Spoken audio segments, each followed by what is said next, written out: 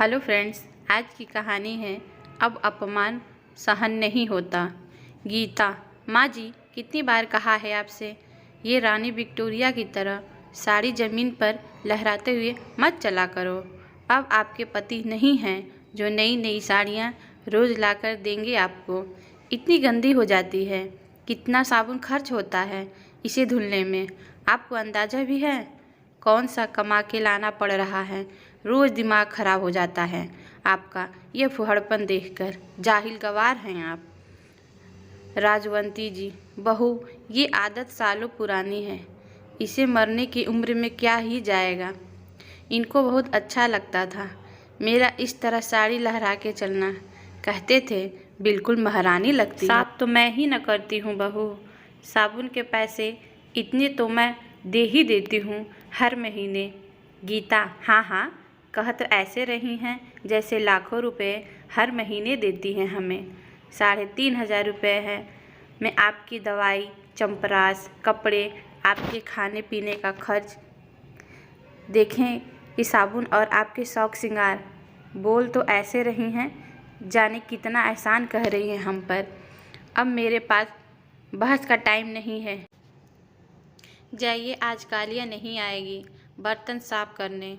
जब तक मैं बाजार से आऊँ बर्तन साफ कर देना, झाड़ू लगा देना, सब्जी काट के रख देना। समझी कि फिर से समझाऊँ? पिछली बार की तरह इस बार काम अधूरा छोड़कर चारपाई पर मत पकड़ लीजिएगा। राजवंती जी, बहू, मैंने काम की वजह से आराम नहीं किया था, मेरी कमर में असहनीय दर्द था, बीपी भी बढ़ गया था। गीता। बहाने बनाना तो कोई आपसे सीखे। चलिए अपना काम कीजिए, और हाँ, आटा ज़्यादा मत लगाना। सुबह की 4 रोटियां रखी हैं आपके लिए। रजवंती जी बिना कुछ कहे अपने पल्लू से आंसू पोंछते हुए किचन में बर्तन मांजने लगी। सोचने लगी, राजू के बापू ने रानी की तरह रखा उन्हें। मजाल है कभी किसी भी बच्चे ने उनके सामने मुझसे ऊंची आवाज़ में बात भी की हो। आज शाम को काम से वापस आते तो खोए की वाली मिठाई ज़रूर लाते। इतनी इतराती थी मैं अपनी किस्मत पर। लाखों कंबल, रजाई, साल हर साल गांव वालों को बांटते, वहीं रजवंती जी को आज एक फटी हुई रजाई मिली हुई है ओढ़ने को। उसमें भी पैर बाहर आ जाता है, जिसे किसी तरह सिलकर गुजारा कर रही थी। तभी अचानक अपने नाती शुभम की आवाज़ से वो वर्तमान में वापस आ गई। शुभम। दादी देखो मैं क्या लाया हूँ आपके लिए। खोए की मिठाई आपकी फेवरेट है ना? दादाजी हमेशा लाते थे आपके लिए। रजवंती जी। अरे मेरे लल्ला, तुझे कहाँ से मिल गई ये खोए की मिठाई? शुभम। अरे दादी, वो ना नानू आए हैं, वही लाए हैं। राजवंती जी। तो तू मुझे क्यों दे रहा है? तेरी मम्मा ने तुझे दी होगी ना खाने को। शुभम। दादी आपको पता है ना, मैं मीठा नहीं खाता ज़्यादा। ये तो इतनी सारी है, आप नहीं लोगी? ले लो ना थोड़ी सी। बाल हट के सामने राजवंती जी नतमस्तक हो गई। वैसे तो ये उनकी पसंदीदा मिठाई थी, बस थोड़ा सा मुंह में मिठास भूली ही थी कि बहुरानी गीता आ धमकी। गीता। तेरे नाना क्या इसलिए ही इतनी पैसा खर्च करके तेरे लिए खाने को लाते हैं कि तू ऐसे गैरों को खिलाता फिरे? गीता ने तुरंत राजवंती जी के हाथ से मिठाई छीन ली। गीता। आप क्या करेंगी खाकर? इससे अच्छा है तो मेहमानों को खिला दूंगी। आपकी भी आदत बिगड़ रही है दिन पर दिन। कान खोल कर सुन लीजिए, आज के बाद अगर शुभम से कोई भी चीज़ चोरी से मंगवाई तो मुझसे बुरा कोई नहीं होगा। शुभम। मम्मा, ये तो पापा की मम्मा हैं, आप मेरी दादी से ऐसे कैसे बात कर रहे हो? उन्होंने चोरी नहीं की है, मैंने दी है उन्हें मिठाई, दादी ने नहीं मंगवाया। गीता।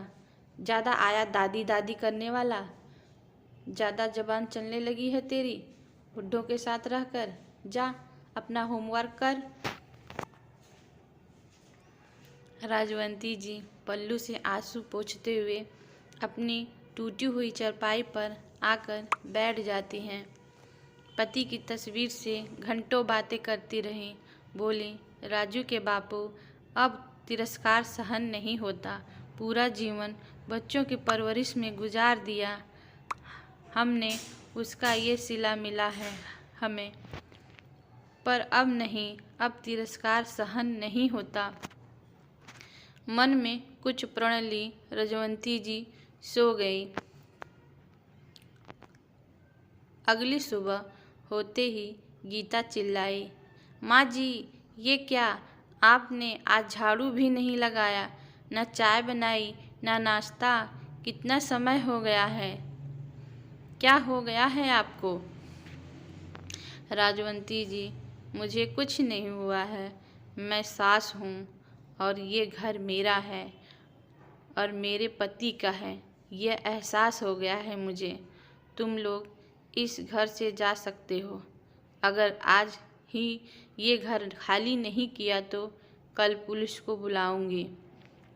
गीता और राजू राजवंती जी का चेहरा देखते ही रह गए। राजवंती जी का फैसला अडिग था। राजू और गीता किराए के घर में रहने लगे। शुभम आ जाता था दादी के पास रोज। वो उसे तरह तरह के पकवान बनाकर खिलाती हैं और घंटों उससे बैठकर बातें करती हैं। दोस्तों, राजवंती जी का फैसला गलत है या सही, आप हमें ज़रूर बताइए। अगर आपको हमारी कहानी पसंद आई है तो कहानी को लाइक करें और चैनल को सब्सक्राइब करें और ऐसी कहानियाँ सुनने के लिए बेल आइकन को प्रेस करें।